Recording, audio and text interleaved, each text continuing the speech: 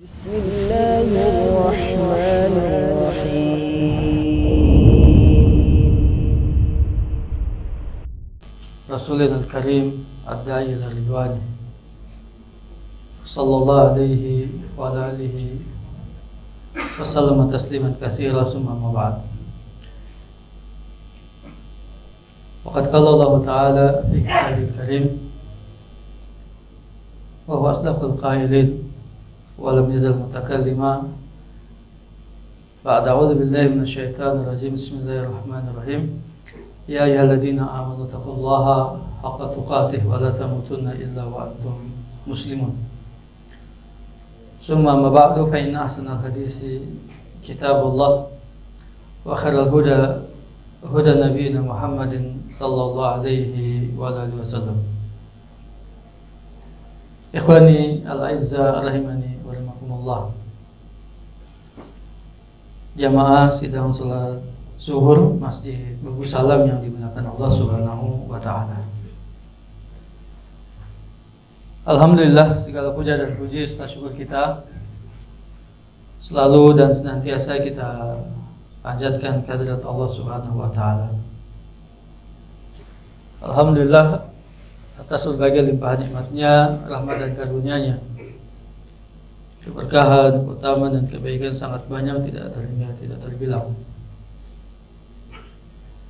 Salah satu nikmat yang terbesar sudah barang tentu adalah nikmat al-iman wal Islam. Yang dengan keduanya kita beribadah kepada Allah Subhanahu wa taala. Mungkin nikmat ini sudah melekat pada kita sejak kita lahir. Orang tua, kakek, keluarga dan seterusnya dalam lingkungan muslim. Tapi jika melihat di negara-negara yang minoritas kaum muslimin, maka nikmat keimanan dan keislaman begitu mahal, begitu sangat berharga, dengan berbagai tantangan dihadapi oleh kaum muslimin di negeri-negeri yang mana kaum muslimin minoritas di dalamnya.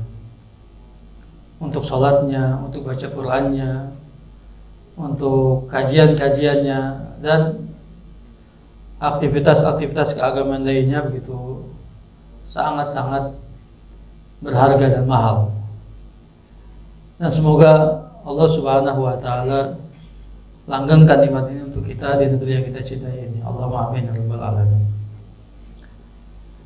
Selawat dan salam tidak lupa kita haturkan, kita limpahkan kehadirat baginda Nabi Muhammad sallallahu alaihi wasallam serta keluarga beliau, sahabat beliau dan umat beliau hingga akhir zaman. Sebelumnya saya mohon maaf, 2 pekan berturut-turut tidak dapat hadir. Ada kesibukan yang tidak bisa ditinggalkan di pondok. Alhamdulillah hari ini bisa bersilaturahmi kembali di majlis yang semoga Allah berikan keberkahan ini. Kita masih melanjutkan pengkajian dan kitab kita di kitab At-Tamhid li Syarh Kitab Tauhid alladzi waqa'a ala labid karya Fadilat Syekh Abdul Aziz bin Muhammad Al-Syekh billah taala, berkaitan dengan al-barahin li istiqaqi tabaraka wa ta'ala bi al-ubudiyah. Keterangan-keterangan, hujah-hujah, dalil-dalil, argumentasi yang menunjukkan bahwa Allah Subhanahu wa taala memang zat yang berhak untuk disembah dan diibadahi. Pertemuan terakhir kita berbicara tentang dalil yang menunjukkan bahwa, atau dalil-dalil yang menunjukkan bahwa makhluk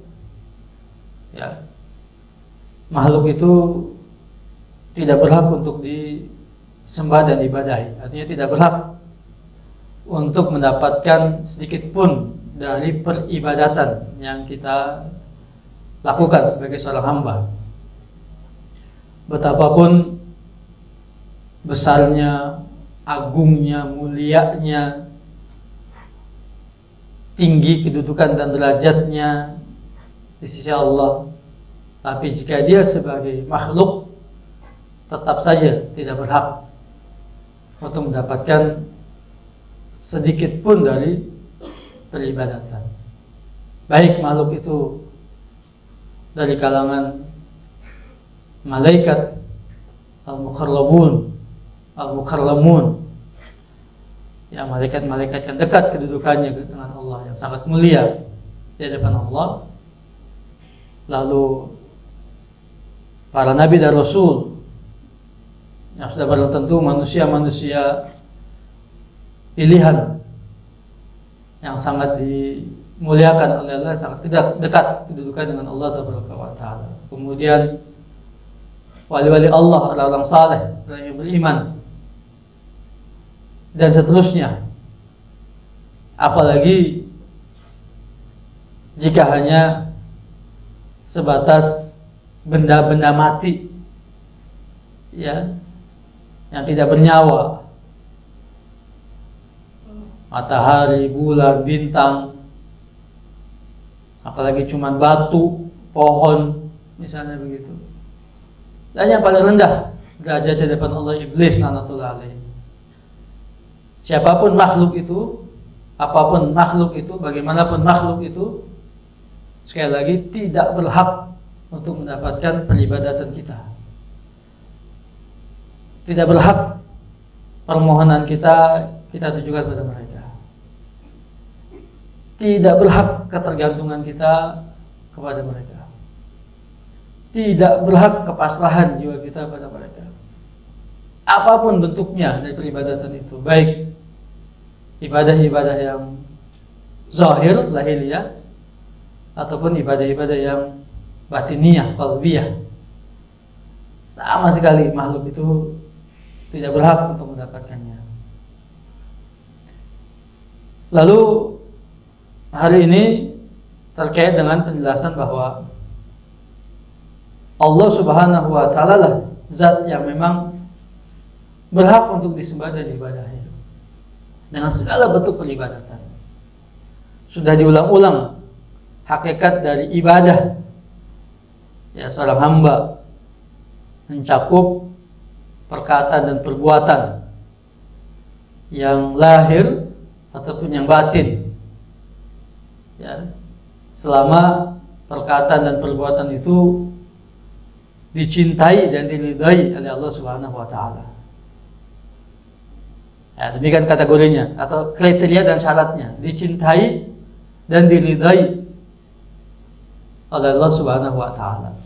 Bukan keinginan kita untuk ibadah, bukan semangat kita untuk ibadah, tapi semata-mata kita menjalankan atau beribadah kepada Allah dengan apa yang Dia Subhanahu wa Ta'ala cintai dan ridai untuk kita kerjakan.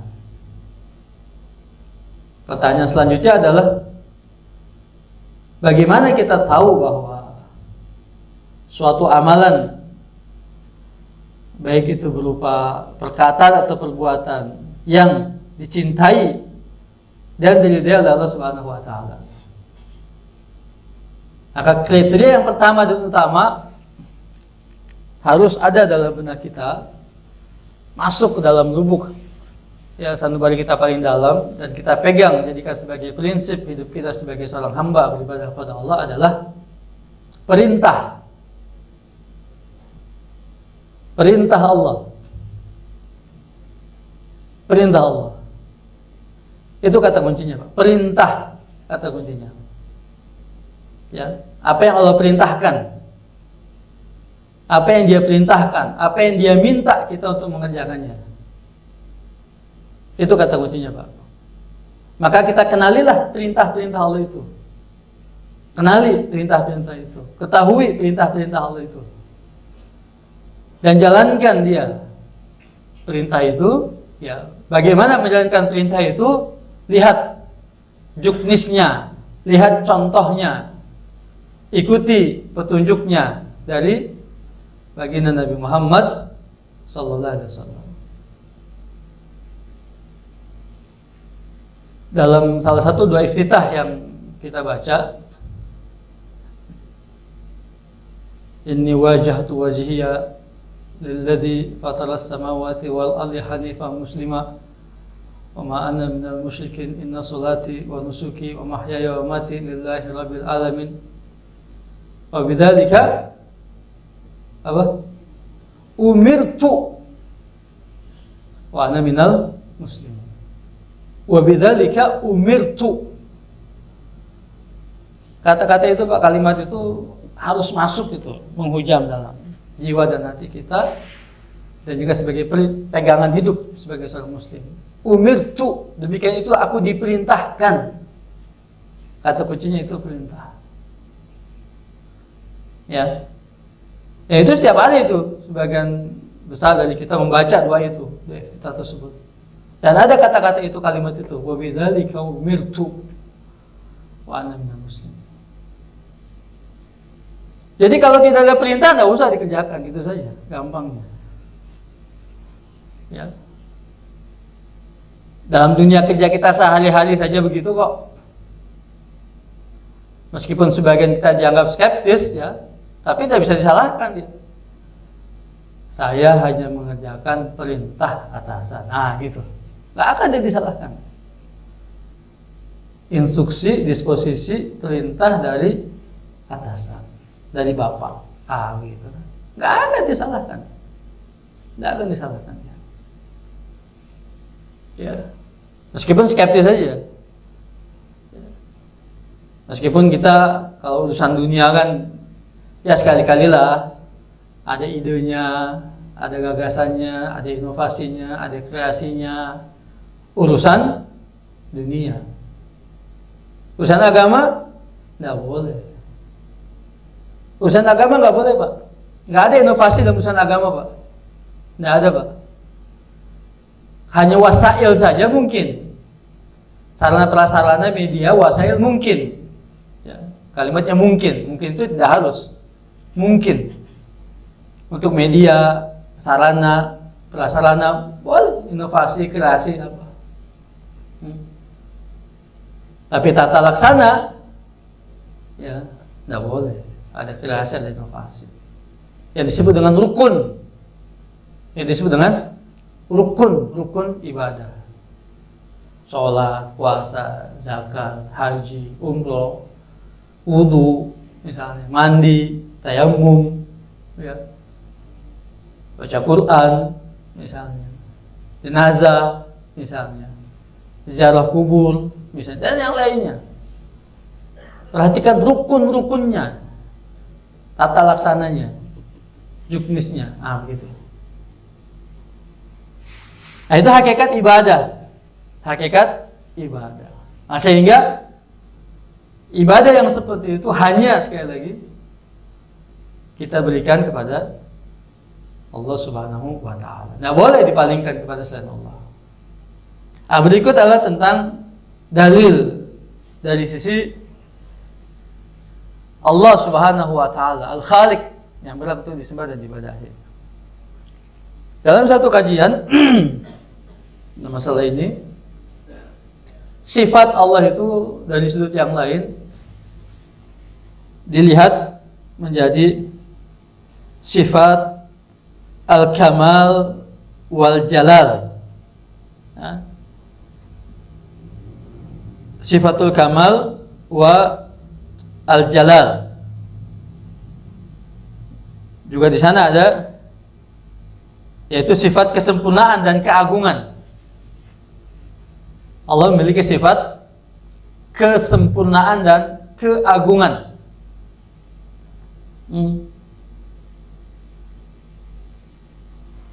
Kesempurnaan Allah itu mutlak. Dari berbagai aspek, dari berbagai sisi, mutlak sempurnanya. Ya. Apalagi sifat al-jalal, keagungan. Adapun sifat makhluk terbatas. Sifat makhluk terbatas. Kesempurnaan yang ada pada makhluk terbatas, dia tidak mutlak. boleh jadi dari satu sisi dikatakan dia sempurna, dari satu aspek dia sempurna, dari sisi yang lain tidak sempurna.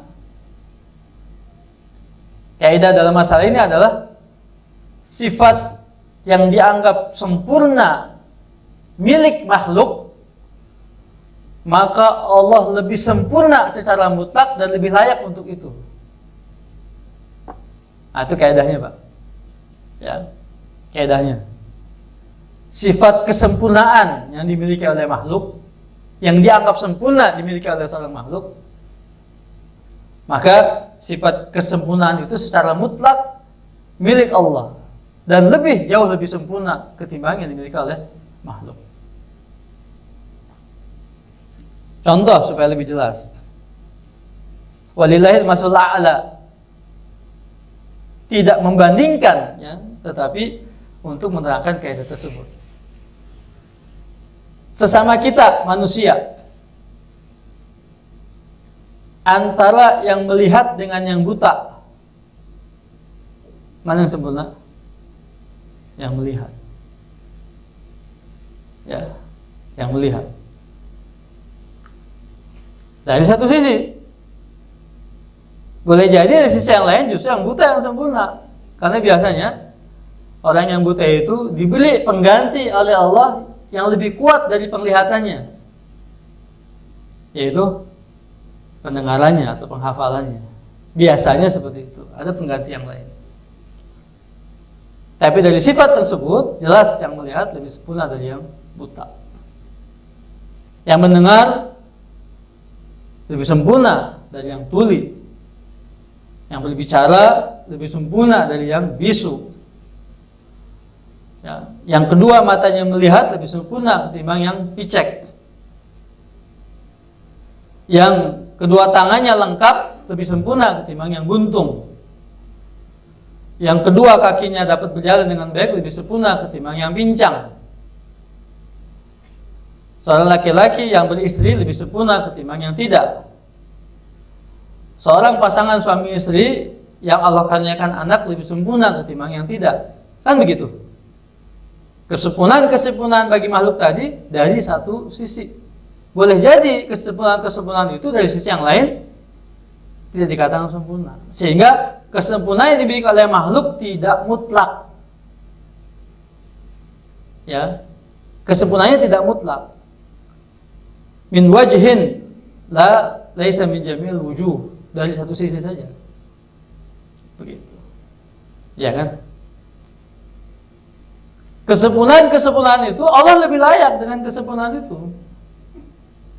Penglihatan jauh lebih sempurna penglihatan Allah Subhanahu wa taala dari makhluknya. Begitu. Pendengaran Allah jauh lebih sempurna dari pendengaran makhluknya. Allah berbicara, pembicaraan Allah jauh lebih sempurna dari berbicaranya makhluk.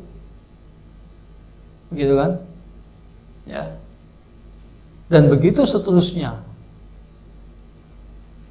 Ya. Sekali lagi tadi kalau dikatakan seorang laki-laki yang menikah lebih sempurna ketimbang yang tidak. Dari satu sisi. Dari sisi yang lain justru itu menunjukkan kelemahan laki-laki itu. Kenapa dia mesti menikah punya istri pasangannya?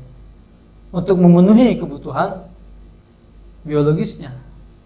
Ketika dia bilang kebutuhan, berarti laki-laki itu butuh. Yang namanya orang butuh lemah. Kalau dia kuat nggak butuh, nggak perlu dia. Betul nggak? Iya. Kenapa Allah katakan la ta'khudhuhu sinatun wala naum? Mattakhadha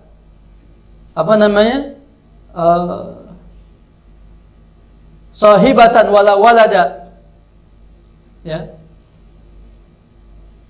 Allah tidak tidur, tidak ngantuk. Kita butuh tidur, istirahat, karena kita lemah tadi dikatakan. Mattakhadallahu sahibatan wala walada. Allah tidak punya istri, tidak punya anak. Karena Allah tidak butuh semuanya itu gitu. Ya kan? Sementara kita membutuhkan semua itu. Tadi dikatakan sempurna, justru di sisi yang lain menunjukkan tentang kelemahan. Kesempurnaan bagi Allah mutlak. Ya. Dan semuanya itu untuk membantah makhluk-makhluk yang disembah. Makhluk-makhluk yang disembah.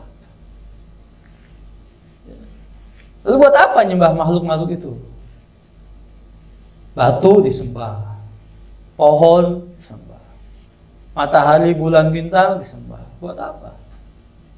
Mohon maaf misalnya, hatta orang-orang soleh, wali-wali Allah yang sudah meninggal dunia misalnya, didatangi lalu diminta-minta keberkahan-keberkahan dari mereka. Buat apa?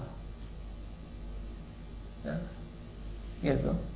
Lah mereka saja masih hidupnya, ketika hidupnya saja membutuhkan rahmat Allah, membutuhkan ampunan Allah, membutuhkan pertolongan Allah kok. Lalu ketika matinya kita minta-minta pada mereka. Begitu ya. Nah itu, dalil kesempurnaan dan dalil keagungan. Dengan sifat-sifat yang demikian sempurna tadi, maka Allah berhak untuk diagungkan, dimuliakan, dan disembah subhanahu wa ta'ala. Berikut beberapa ayat Al-Quran dan juga hadis Nabi SAW yang menjelaskan tentang sifat kesempurnaan dan keagungan milik Allah Subhanahu wa Ta'ala. Di antaranya surat Saba ayat 23. Allah berfirman, "A'udzubillahi minasyaitonir rajim. Hatta idza fuzzi'a an qulubihim qalu madza qala rabbukum. Qalu al-haqqa wa huwal 'aliyyul kabir." Hingga ketika rasa takut itu sudah hilang dari hati mereka, itu para malaikat, sebagian mereka berkata, apa yang dikatakan oleh Rabbmu? Qalu, mereka menjawab, al-haq, kebenaran, al-haq. Ya. Wa huwal 'aliyyul kabir, dan dia maha tinggi lagi maha besar. Al-Aliyul Kabir, maha tinggi dan maha besar. Ayat ini surat Saba 23 akan diterangkan nanti dengan hadis yang dikeluarkan oleh Bukhari dari Abu Hurairah tentang peristiwa setiap kali Allah berfirman dan hendak menurunkan wahyunya itu kepada Nabi dan Rasul. Setiap kali ya, sejak Allah ya, mengangkat Nabi dan Rasul, setiap kali Allah hendak berfirman dan setiap kali Allah hendak menurunkan wahyunya kepada Nabi dan Rasul, maka ini yang terjadi,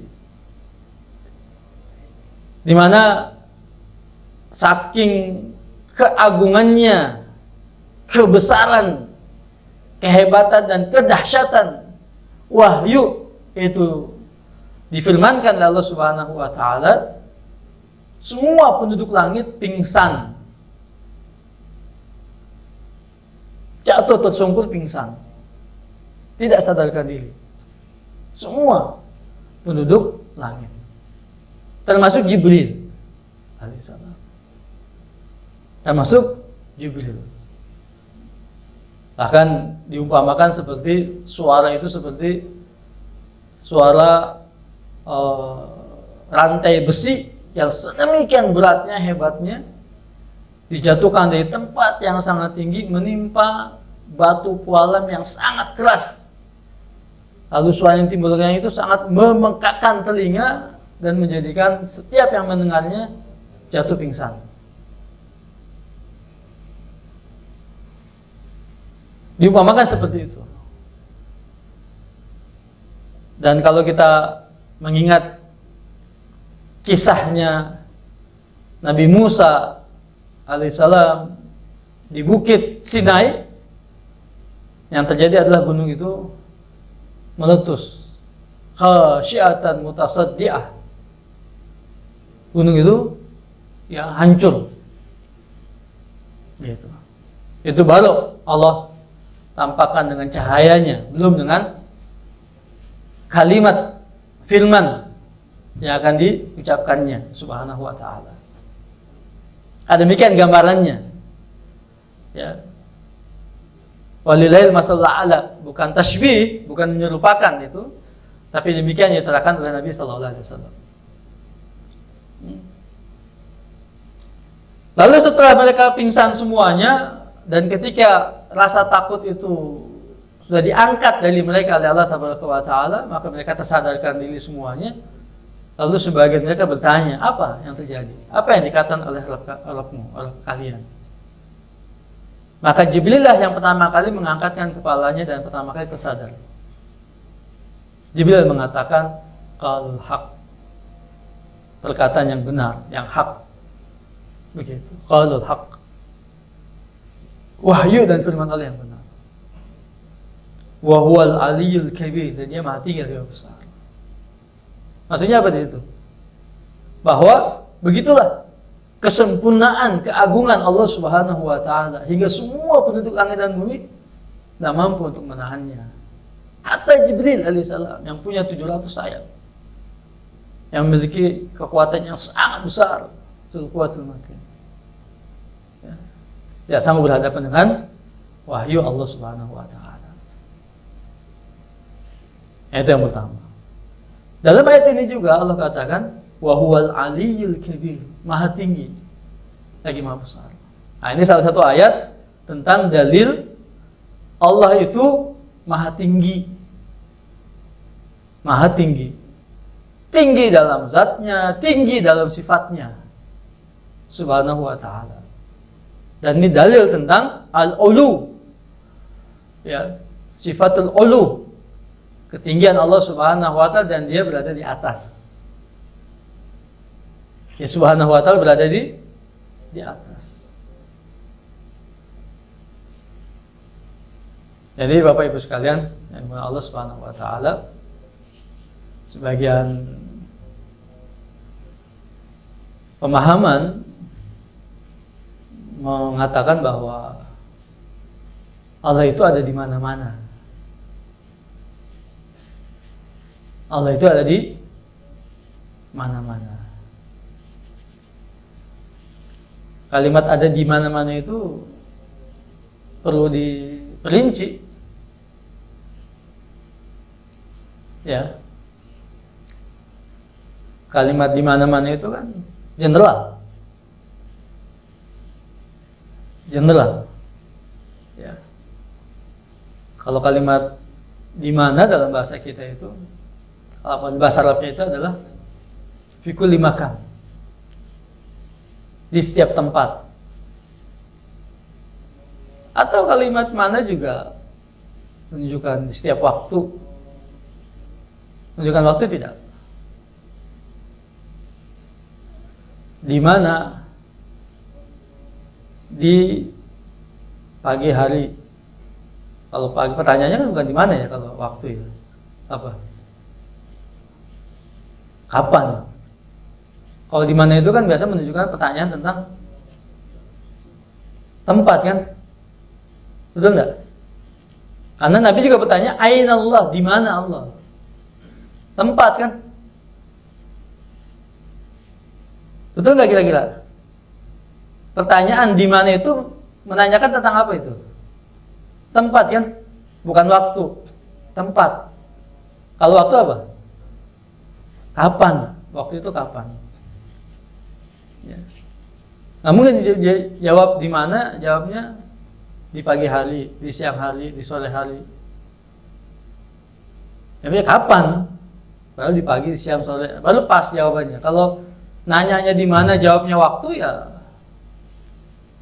ya kesembung. Ya. Naik ojek, nggak nyambung Jack gitu kan? Ya Pak. Jadi kalau nanya di mana itu menunjukkan apa? Tempat. Nabi bertanya di mana? Allah. Aina Allah. Ya. Lalu dijawab oleh budak perempuan yang beriman itu, fis sama. Allah di langit. Maksudnya di atas langit. Kalimat fi itu juga berarti ala, di atas.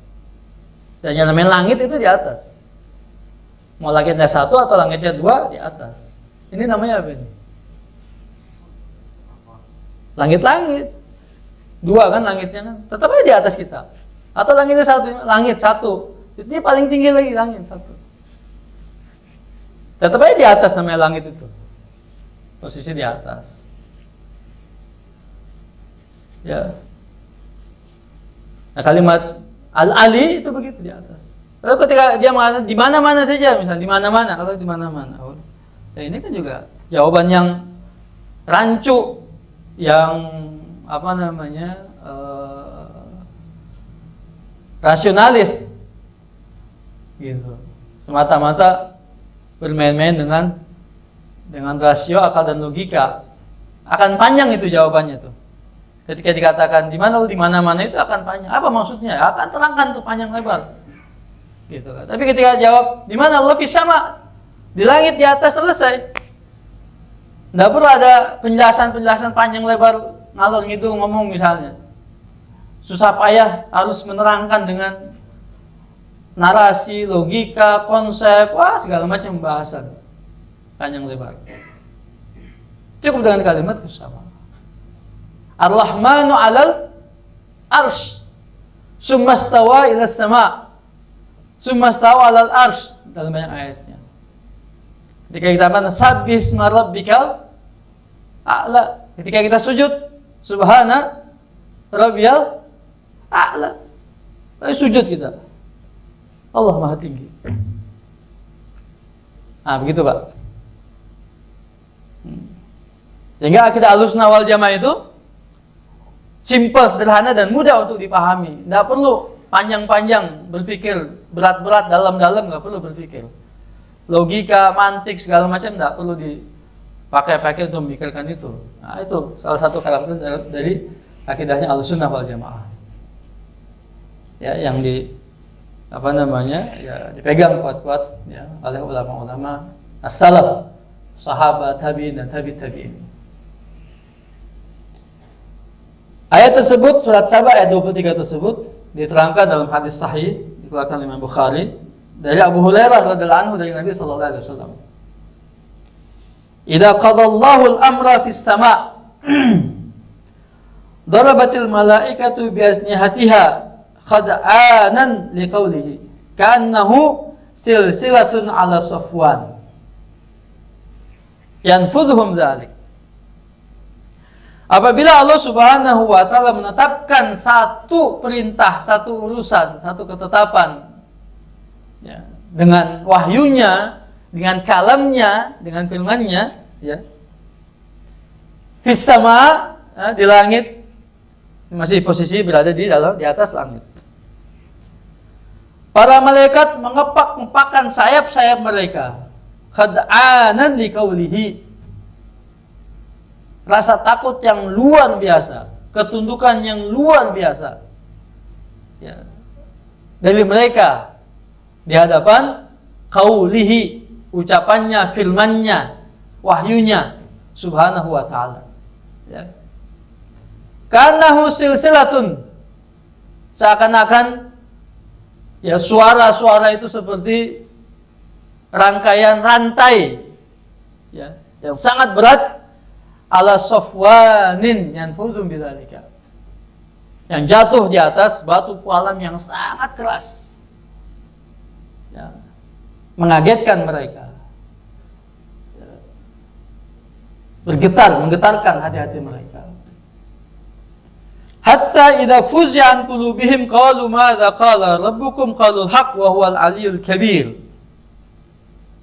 Ya, tersungkur, pingsan, dan ketika rasa takut itu Allah angkat dari hati-hati mereka, Allah cabut dari hati mereka, mereka mengatakan, para malaikat, apa yang dikatakan oleh Rabbmu? Jibril menjawab, al-haq wa huwal aliyyul kabir, dan dia Maha Tinggi lagi Maha Besar. Fa yasma'uhu mustariqus sama' wa mustariqus sama' hakada ba'du fawqa hada. Nah, disilakan oleh Nabi sallallahu alaihi wasallam. Maka ketika Allah ingin menetapkan urusannya, perintahnya, wahyunya, ketetapannya, takdirnya di langit sana dengan kondisi keadaan langit yang seperti itu, Ada nih setan-setan pencuri berita.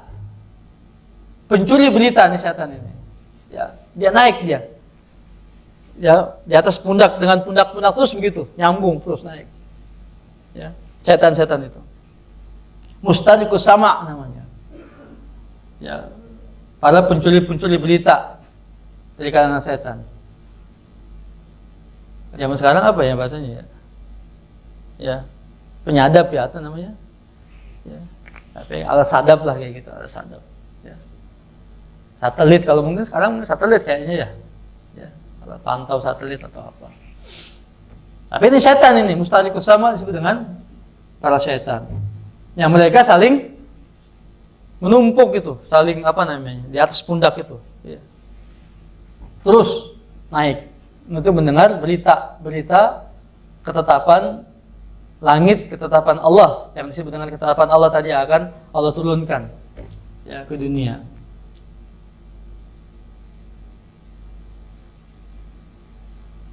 Wasafahu Sufyan bikaffihi faharafaha wa baddada baina asabihi. Jadi dengan tangannya perawi itu menceritakan ya dengan tangannya itu begini numpuk begini. Ya. Naik ke atas. Fasma'u al-kalimah. Didengarlah setan-setan itu kalimat ketetapan ucapan yang Allah tadi akan Allah turunkan tadi. Ya. Fa yulqiha ila man tata, lalu disampaikan turun menurun tuh. Didengar. Ya. Ini juga dengarnya mana itu? Emang ada batasnya gitu kan? Katanya langit dunia, langit 1, langit 1, 2, 3 apa sampai 7 itu posisinya itu ya wallahu a'lam itu hal-hal yang gaib seperti apa. Pintu dalam banyak riwayat hadis-hadis tentang puasa itu kan pintu-pintu langit, abwabus sama. Jadi langit itu punya pintu-pintunya. Nah, pintu langit itu kayak gimana juga kita wallahu a'lam, enggak ada sifatnya seperti apa. Nah, apa setan di luar tadi dengerin ya di pintu langit kayak gitu. Ya, pintu langit pertama aja kita enggak tahu di mana lebisannya. Ya. Batasnya. Maka didengarlah kalimat ucapan tadi oleh setan tadi. Kemudian disampaikan ke yang di bawahnya terus turun temurun summail kiha al-akhar ila man tahtahu. Begitu terus. Ya, turun temurun dia sampaikan ya, apa yang didengar tadi. Kalau satu berita kira-kira sampai ke bawah nambah atau kurang informasinya? Hah? Nambah atau kurang? Nambah. Mungkin kurang. Ya. Nah, kita main apa namanya? Game apa itu? Ya, kata berangkai ya atau apa namanya? Ya. 10 orang baris. Saya sebutkan 2-3 kalimat dari depan. Nanti sampai belakang jadi berapa kalimat? Jadi berapa kata? Sampai belakang itu orang 10. Ya. Bisa nambah itu. Gosip kan nyebar kayak gitu kan, gosip. Ya, gosip nyebar kayak gitu. Nah, ini ada misalnya kemarin ada candaan dari para pejabat kita. Oh, kursi Kapolri aja dia ambil misalnya gitu. Kursi Kapolri aja dia ambil. Itu maksudnya mereka lagi duduk-duduk di tempat, dia datang, kosong kursinya penuh semua. Ada kursi di samping yang kosong, ya diambil sama dia buat duduk, gitu. Sebenarnya begitu ceritanya itu kasusnya. Keluarlah ucapan kursi Kapolri aja diambil. Sampailah berita itu ke apa yang terjadi? Bumbunya, wah luar biasa bumbunya, ya kan? Cuma kalimat itu kejadian cuma gitu doang. Ada yang menafsirkannya secara majas, ada yang kiasan, ada yang wah segala macam. Ungkapan itu jadi panjang, nggak mungkin berkurang. Gosip gibah itu nggak mungkin berkurang kan? Coba deh, nggak mungkin berkurang, nambah. Hatta yulkiha ala lisani sahir awil kahin, sampai ke tangan seorang penyihir atau dukun. Maka tidak salah juga kalau misalnya dikatakan dukun, kok tahu nih motor saya yang hilang di mana gitu. Ya, dia punya jin ya kan? Coba ente cari nih motor si fulan dengan sebab kayak gini hilang. Ya, cari. Kalau sekarang sebenarnya nggak perlu jin, itu jin udah nganggur sekarang. Ya. Pakai NIK aja, pakai NIK-nya, pakai kartu kreditnya, pakai kartu HP-nya, ada finder. Mana nih lokasinya nih dia pakai? Ya, cari nomor platnya, di mana posisi plat motor dipakai, CCTV di mana-mana kan. Kalau zaman sekarang ya, zaman sekarang kan nggak perlu jin, udah banyak nganggur sekarang sebenarnya untuk nyari kayak gitu. Tapi itu tadi jin tadi tuh cepat dia, mobile, ngacak-ngacak Jakarta di mana, ketemu balik lagi, oh di sini, ngasih tahu. Nah begitu. Apa yang terjadi besok? Langsung. Nah begitu. Kalau kita kan sekarang menghindar, apa yang terjadi besok? Besok hujan nggak hujan ya? Tinggal buka aja BMKG, itu perkiraan dari BMKG. Dan seterusnya. Jadi sampailah kepada apa? Tukang sihir dan atau dukun. Dan setan-setan tadi yang mencuri dengar tadi, sebagiannya ada yang kena lemparan api. Farubbama adrakahu syihab qabla an yulqiha. Jadi ada lemparan-lemparan api ke mereka sebelum sampai ke tukang sihir atau dukun. Warubbama alqaha qabla an yudrikahu. Atau boleh jadi sampai ke tukang sihir dan dukun tadi enggak kena lemparan api tersebut. Fayakdzibu maha mi'ata kidzah. Diliputilah satu berita tadi yang akan Allah turunkan ditambahi dengan 100 kebohongan. Ditambahi dengan 100 kebohongan. Jadi kalau dikatakan pas kena betul, ya berarti yang satu itu. Ya, tapi kalau yang lainnya tidak betul, ya bohongan-kebohongan yang dibumbui. Nanti kalau ditanya banyak alasannya. Gitu. Datang ke pawang hujan, ada hajatan supaya nggak hujan. Kata pawang hujan tadi, ya siapkan, taruh sajian di sana, taruh sajian di sini, taruh sajian di sini, taruh sajian di sini. Besok hajatan hujan juga. Ketika datang, gimana Pak? Kok masih hujan juga? Oh kurang sajiannya satu. Akan banyak alasannya, gampang kan? Oh kurang satu. Gitu. Oh kamu bener nggak taruhnya di sini? Gitu. Nanti cari lagi apa yang kamu taruh gini sifatnya, telur misalnya. Telur, jangan-jangan bukan telur ayam semua tuh, ada bebeknya misalnya. Gitu ya. Gampang cari alasan mas 1001 gitu. Karena yang bohong pada dasarnya. Pada dasarnya apa?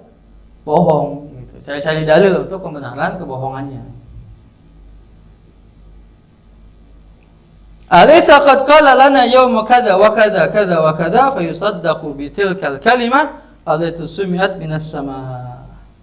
Gitu kan. Jadi telah terjadi begini-begini, dengar begini-begini gitu. Karena dasarnya tadi apa yang dia dengar dari ya berita-berita yang akan Allah turunkan. Kalau Rasulullah sallallahu alaihi wasallam, "Idza arada Allah taala yuhya bil amri takallami bil wahyi, akhadatis samawat minhu rajfa." Apabila Allah menghendaki untuk berwahyu dengan satu urusan, ya, Allah akan menyampaikan wahyunya, berbicara dengan menyampaikan wahyu kepada Jibril alaihissalam, maka semua penduduk langit itu bergetar. Aw qala ri'datun syadidatun khaufan min Allah. Ya, bergetar dengan sangat hebat karena takutnya kepada Allah Subhanahu wa taala. Apabila fa idza sami'a dzalika ahlus samawat sa'iqu wa kharru lillahi sujada. Jika penduduk langit semua mendengar firman Allah tadi, mereka tersungkur, ya. Tersungkur sujud, pingsan dan tersungkur sujud kepada Allah Subhanahu wa taala. Fa yakunu awwal man yarfa rasahu Jibril. Yang pertama kali mengangkat kepala Jibril. Fa yukallimu Allah min wahyihi bima arad. Maka Allah berbicara kepada Jibril dengan wahyu apa yang dia inginkan. Summa yamuru Jibril alal malaikah. Lalu Jibril melewati malaikat-malaikat yang akan turun dia. Ya, kullama marra bisama sa'alu bi malaikatuhu madza qala rabbuna ya Jibril. Setiap kali bertemu dengan malaikat di setiap langit itu ditanya apa yang dikatakan, difirmankan oleh Rabb kita wahai Jibril.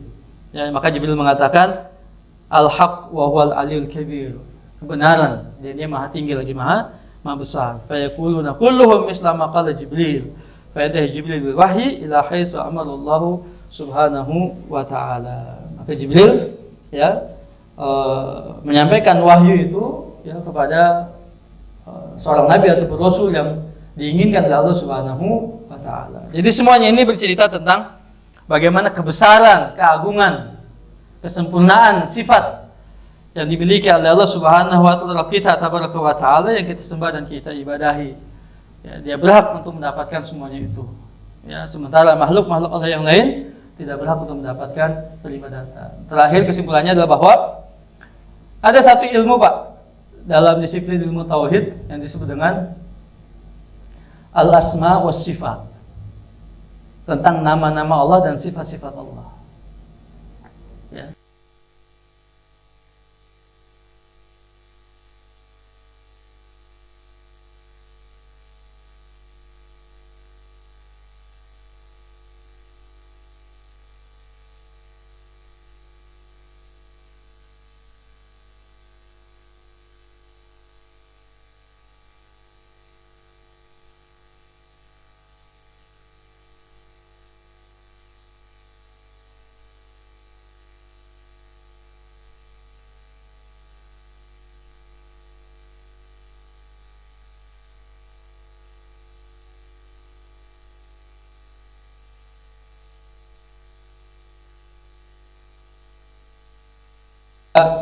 Apa yang kita pelajari hari ini dapat menguatkan, meningkatkan ya, keimanan dan ketakwaan kita pada Allah Subhanahu wa taala dan membersihkan akidah dan tauhid kita ya dalam kita beribadah kepada Allah tabaraka wa taala. Allahumma amin ya rabbal alamin. Subhanaka Allahumma wa bihamdika asyhadu an la ilaha illa anta astaghfiruka wa atubu ilaik. Wa sallallahu nabiyana Muhammad wa ala alihi washabihi wasallam. Assalamualaikum warahmatullahi wabarakatuh.